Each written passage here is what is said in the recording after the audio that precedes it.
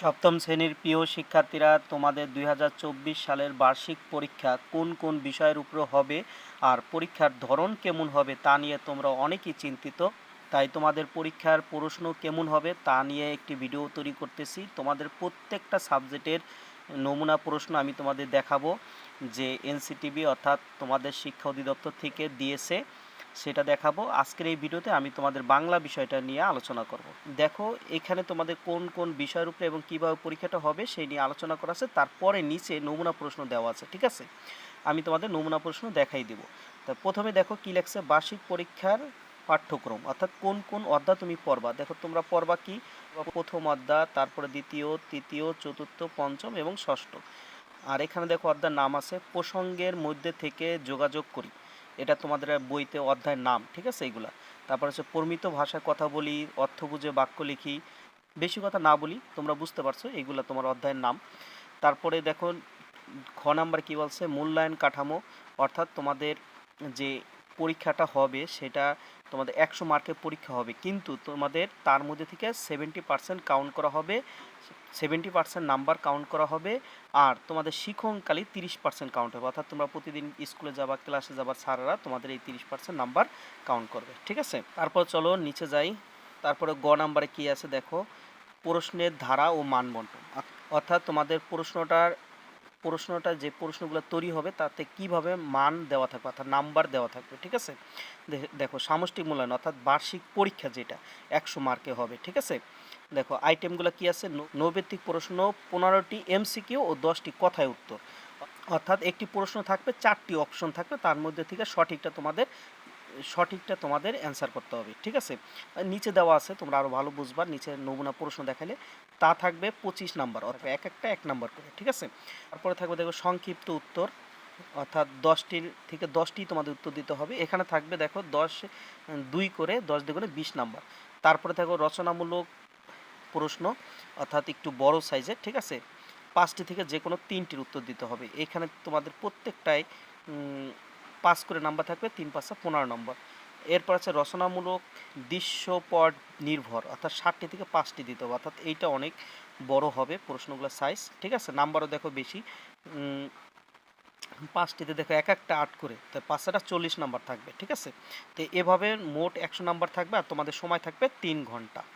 এই 3 ঘন্টার মধ্যে তোমাদের অ্যান্সারগুলো দিতে হবে। ঠিক আছে, আর তোমাদের শিক্ষণকালীন যে মূল্যায়নটা আছে সেখানে যে 30 নাম্বার, দেখো এখানে বলছে অ্যাসাইনমেন্ট কাজ হবে, যেমন ধরো তোমাদের ক্লাস চলাকালীন যে কাজগুলো হয়েছিল, অ্যাসাইনমেন্ট নিয়েছে স্যাররা, বা স্যাররা ক্লাসের মধ্যে তোমাদের দেখছে এরকম। ঠিক আছে, তারপর উপস্থাপনা অনুসন্ধান ভিত্তিক, সেখানে 10 হিসাব কাউন্ট করবে। শ্রেণীর কার্যক্রম তুমি কেমন পড়া দিচ্ছ, দলগতভাবে বা ছক পূরণ, বক্স পূরণ যা করছো, এগুলোর উপরে 10 করে এরকম 30 নাম্বার তুমি শিক্ষণকালী মূল্যায়ন, অর্থাৎ তোমার যখন শ্রেণী কার্যক্রম চলছে তখন তুমি যে নাম্বারটা পেয়েছো।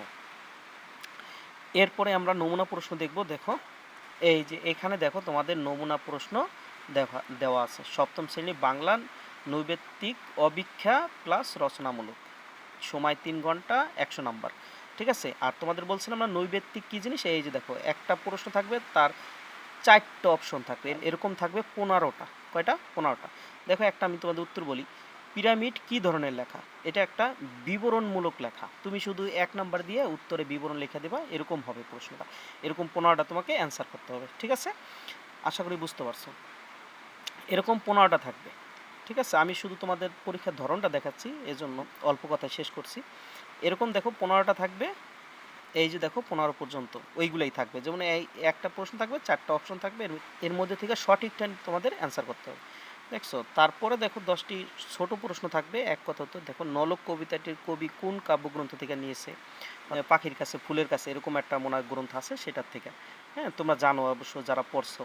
আর তোমরা আবার এইগুলোই পরীক্ষায় যাইও না। ঠিক আছে, এইগুলো এসে তোমার দেখাইছে আসলে প্রশ্নটা এরকম হবে। ঠিক আছে, তোমাদের ক্লাসে স্যাররা প্রশ্ন করবে বার্ষিক পরীক্ষার জন্য। ঠিক আছে, এরপর দেখো এখানে থাকবে তোমাদের সংক্ষিপ্ত প্রশ্ন, উপরে কিন্তু লেখা ছিল যে কটা ছিল এর মধ্যে থেকে 5টা অ্যান্সার দিতে হবে। ঠিক আছে না? ওকে, এরপরে দেখো এরপরে রয়েছে রচনামূলক একটু বড় প্রশ্ন, যে কোনো 3টা উত্তর দিতে হবে। এই যে এইখানে 5টা আছে, এই 5টার মধ্যে থেকে যে কোনো 3টা দেবা। এরপরে দেখো একটু বড় প্রশ্ন আছে যে এইগুলা এইখান থেকে 16 নংয়ে থাকবে।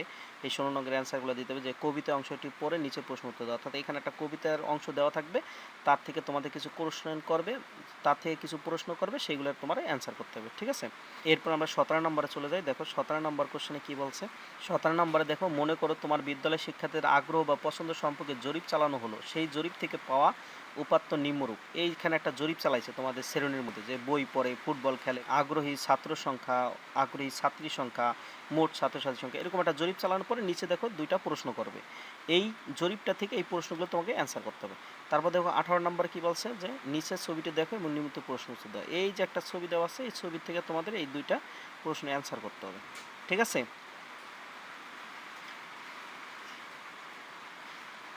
এরপরে দেখো সর্বশেষ 19 নম্বরে একটা কবিতা আছে। দেখো এই কবিতা অংশ থেকে আবার দুইটা কোশ্চেন। তারপরে 20 নম্বরে দেখো আবার একটা কি বলছে, কবিতা অংশ পরে নিচের প্রশ্নগুলো উত্তর দাও। এখানে আবার দেখো একটা প্রশ্ন দিয়া তোমাদের উত্তর দিতে, অর্থাৎ 20 নং পর্যন্ত। এখান থেকে কম বেশি হতে পারে, ক্লাসের স্যারের উপরে ডিপেন্ড করে, ঠিক আছে। তোমরা এটা নিয়ে ভাববো না যে 20 নং পর্যন্ত, এরকম না বিষয়টা। তাহলে তোমরা নমুনা প্রশ্নটা দেখলা এবং তোমাদের কোন বিষয়গুলো থাকবে তোমাদের পরীক্ষায় তা দেখলা। আশা করি তোমরা বুঝতে পারছো। আর তোমরা ভিডিও যদি না বুঝো তো ভিডিওটা একটু আস্তে স্লো করে টেনে টেনে দেখো, বুঝতে পারবা, ঠিক আছে। আল্লাহ হাফেজ।